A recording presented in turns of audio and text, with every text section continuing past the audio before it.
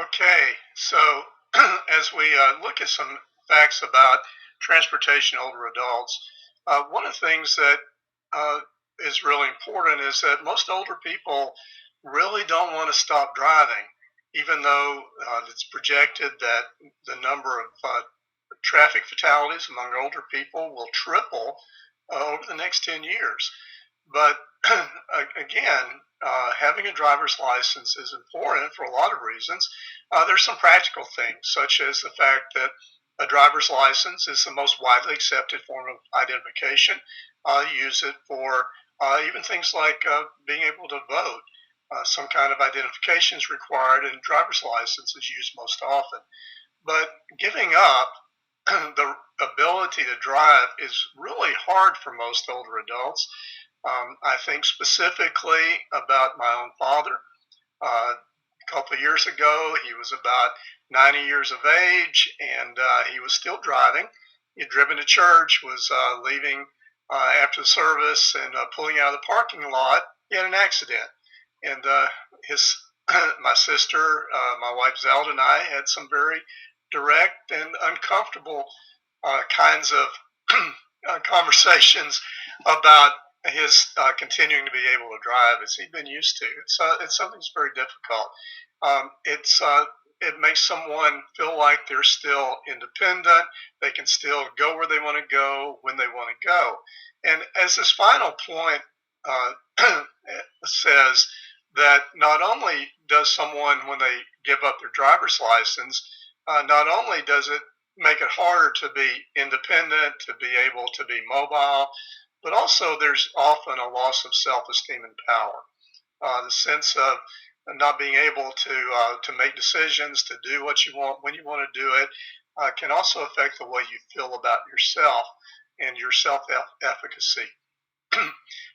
As this slide points out, about 1 out of 5 Americans that are 65 and older do not drive, which of course means that about 4/5 of Americans that old still do drive, but because of things like declining health and eyesight, because of other kinds of physical and mental disabilities, sometimes it's necessary for older adults to quit driving. Sometimes at a great deal of uh, trying to work at trying to get them to no longer drive. And sometimes older adults recognize that it's just not safe. Talked about my father. My mother, on the other hand, she had a small accident in a parking lot, and she said, I don't ever want to drive again. So everybody's a little bit different. um, as the slide mentions, it's kind of an interesting sort of thing that after people stop driving, they don't tend to live as long as others do their age, and men don't tend to live as long as women do.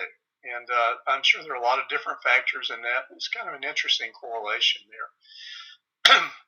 As we kind of alluded to already, when you stop driving, it's harder to feel like you still can have the same social connections.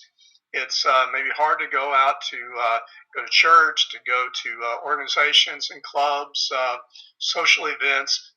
And we talked previously about the relationship between social isolation and physical well-being and emotional well-being.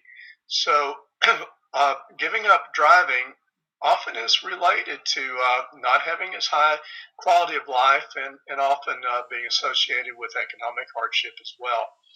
This is illustrated with this last point here that compared with older drivers, people who are not driving anymore tend to make 15% fewer trips to the doctor, 59% fewer shopping trips and restaurant visits, and 65% fewer trips for social, family, and religious activities. These were things that were discussed in the video we talked about, and again, have a lot to do with how someone feels about themselves and about the relationships they're able to maintain with others, and again, often even access to health care.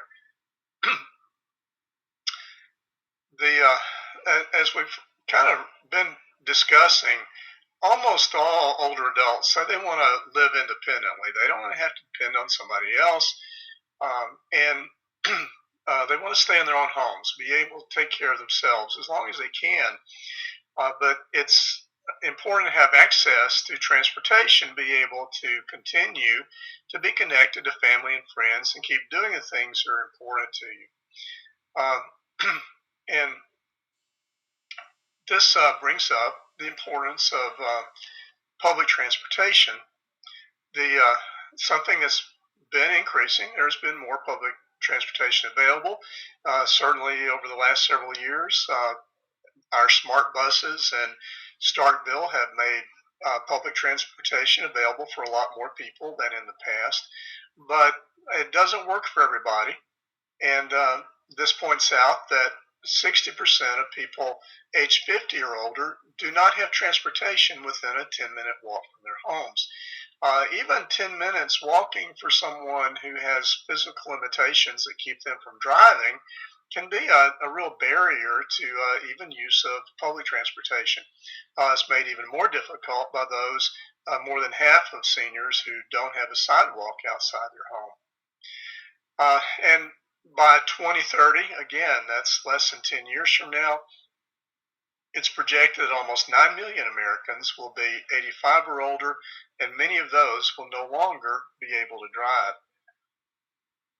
In order to try to address some of these transportation issues, especially the public transportation things, AARP has made several policy recommendations.